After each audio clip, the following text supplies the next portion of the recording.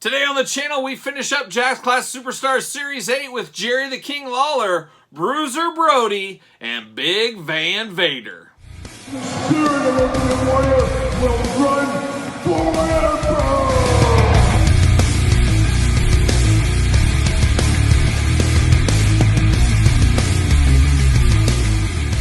Welcome everyone, Kyle here, and welcome back to the channel for another Jack's Classic Superstars unboxing and review. And today on the channel, we've got Jerry the King Lawler, Bruiser Brody, and Big Van Vader. But for all your modern day WWE, Mattel, and Jazzwares needs, make sure you're hitting up Ringside Collectibles. Use discount code Kyle to save yourself 10%. And actually, a little bit of false messaging here is we won't have to unbox these guys as I already do have loose versions, but we're going to take a look at the regular packaging, then take a look at the loose versions here in this very video.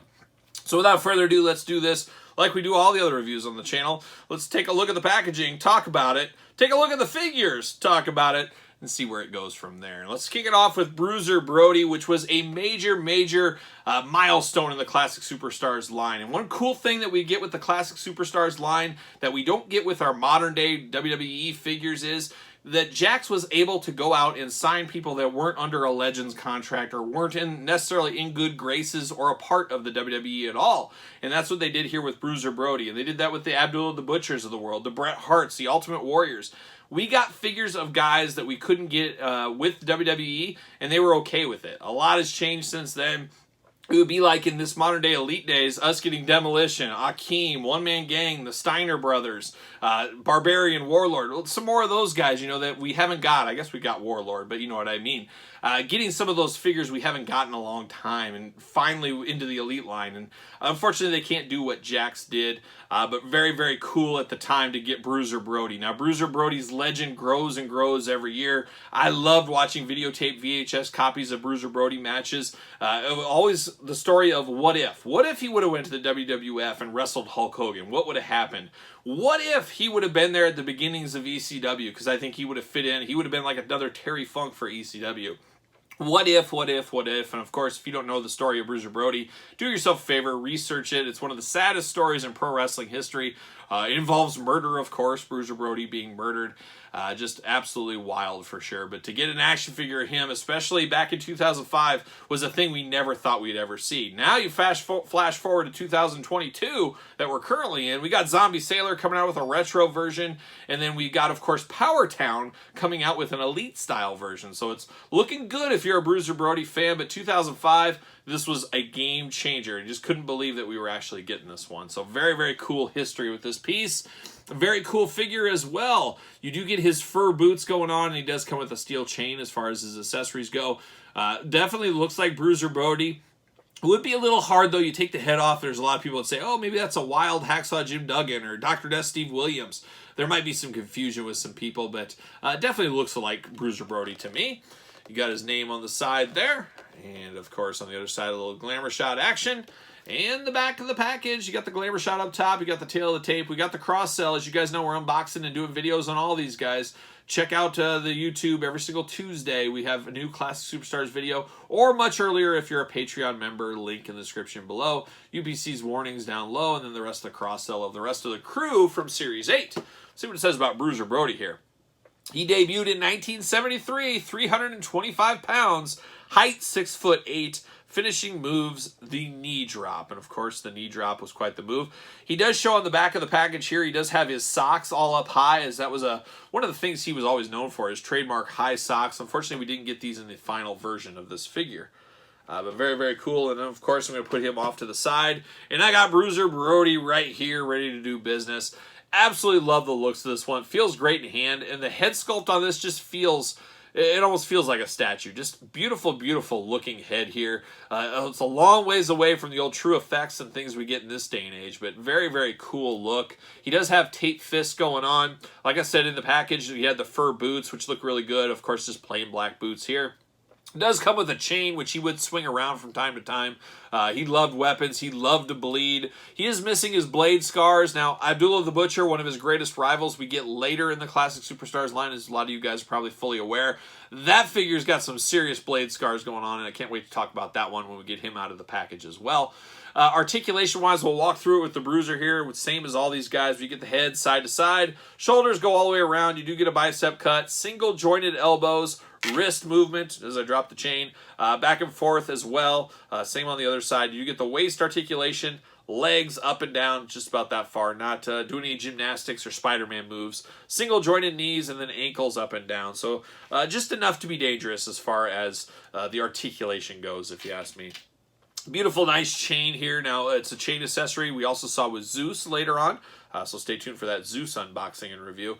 But man, a good one, and like I said, a deep, deep cut, and one that got a lot of people, myself included, excited back in 2005. When you're getting Hulk Hogan for the first time, you're getting Vader for the first time, which we're going to talk about next.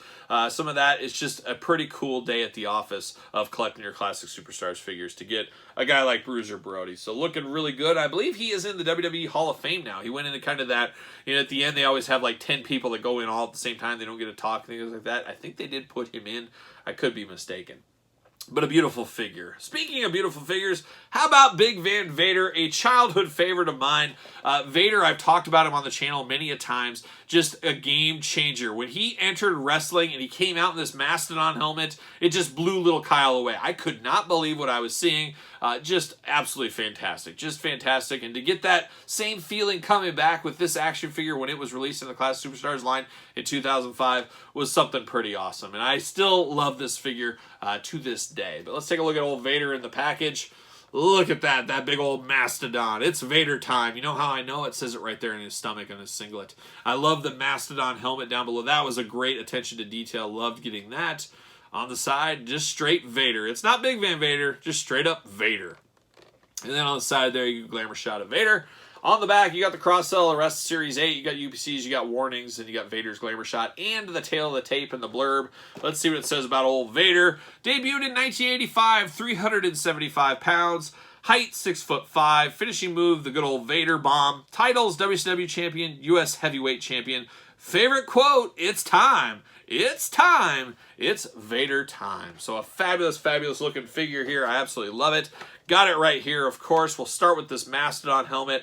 Just an absolute game changer. One of the greatest accessories, especially up to Series 8. Just blew away every other accessory at the time. Absolutely love this thing. Just beautiful. I love that soft goods plastic. It moves around. It's not hard plastic. Just so cool. And like I said, when I saw this helmet for the first time, I said, how's this guy going to wrestle in this? I can't believe it. And then, of course, he did remove it, put it on the stage, did his little Vader time, little hand movements behind it. All of a sudden, smoke started coming out of it. I mean, little 9, 10-year-old Kyle was just blown away. Just absolutely blown away by this. And I love to get this in action figure form. Very, very cool. Then you get down to the Vader figure and you lose a little bit of the love with this Vader. Of course, they love that super heavyweight torso that we got with Yokozuna. Now, it worked for Yokozuna. After that, it gets a little dicey, and Vader is one of those ones that gets a little dicey. I wish they could have dumbed it down, had him a little bit smaller. If they could have got a little bit smaller body size for guys, Yokozuna's fine, but a little one in between this and the Kamala type size body would have been perfect for Vader. Unfortunately, we never did get that, but it still looks really good. It does present well. I still love this figure. The head sculpt on this with the molded on mask looks fabulous. You give somebody this, they know it's Vader all day long, and if you don't, you probably don't know wrestling. You do get a soft goods singlet on this one, which is always nice. Soft goods go very well with this, and it, of course, says Vader time like we talked about. We do get 2 elbow pads on him. He does have the hands that we get with the Yokozuna body. Always got the same kind of hands there. Bigger articulation. You got a different kind of bicep cut on these, more of a twist and turn, that obviously because there's no muscle like the other Ruthless Aggression style figures.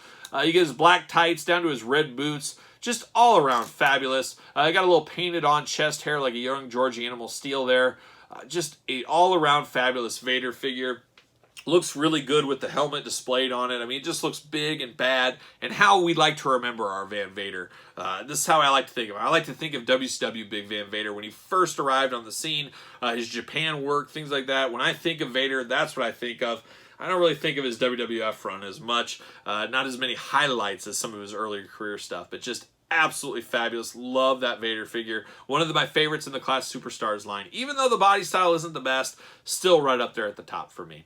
And another guy that's at the top for me is Jerry the King Lawler. I guess maybe I'm showing my age some, but I like to remember Jerry Lawler as a wrestler, not so much an announcer. I know most people love his time in the Attitude Era, and it was great for sure.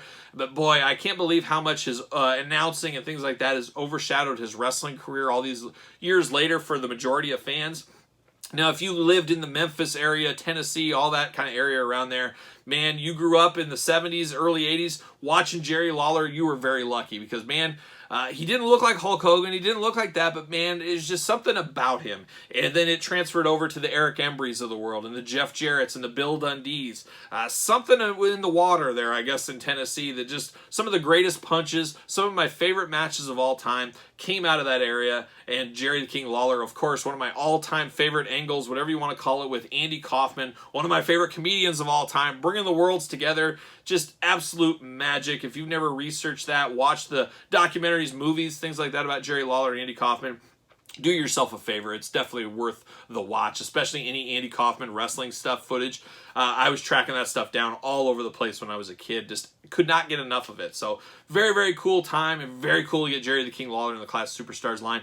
We did get a couple other Jerry Lawler figures, and we'll talk about those on the channel eventually. But this one, King Jerry Lawler, of course. And he is known as the King in most circles, I believe. But looking really good here with the soft goods robe. And, of course, he does have his King crown. A much different crown than we received with Harley Race in the last set. But very, very cool looking Jerry Lawler. There he is, Jerry the King Lawler on the side. A little glamour shot action there. Always loved that facial hair on the King. Always loved that goatee. Always thought it looked really good. And on the back, you got the cross-sell warnings, UPC's glamour shot, and the blurb for the King. Let's see what it says about old Jerry Lawler.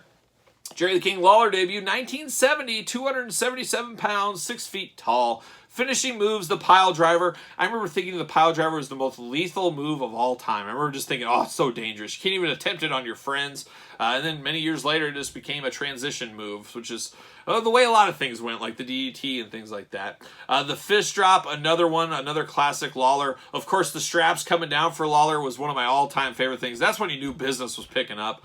Just amazing there. Titles, many a titles. Probably the most championships of anybody from his generation. I mean, he would switch the titles on a weekly basis, and there would be all kinds of different titles throughout that area. Here, they list him as the AWA World Champion, maybe the most major title he won, I would assume. Favorite quote, I am the king of wrestling. And Harley Race might have something to say about that, but he's definitely my king of wrestling. If I had to say who the real king is, I'd say Jerry the King Lawler. I know some people might say other people. Some people might say Haku or Hacksaw Jim Duggan. Hey, it's your prerogative, whatever you think. But of course, we have Jerry Lawler here loose as well. Beautiful crown. This is a lot more detailed and a lot better than the Harley Race one, I got to be honest. More detail, a little bit more sturdy. Just a nice, nice crown. And this crown is the one we saw used with Ernie Ladd, Haku, and throughout the Jakks run, basically from then on out.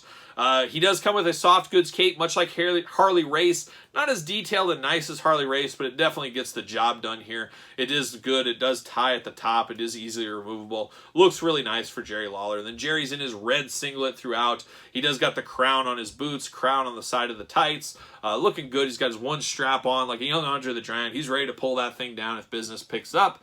Elbow pads on him as well.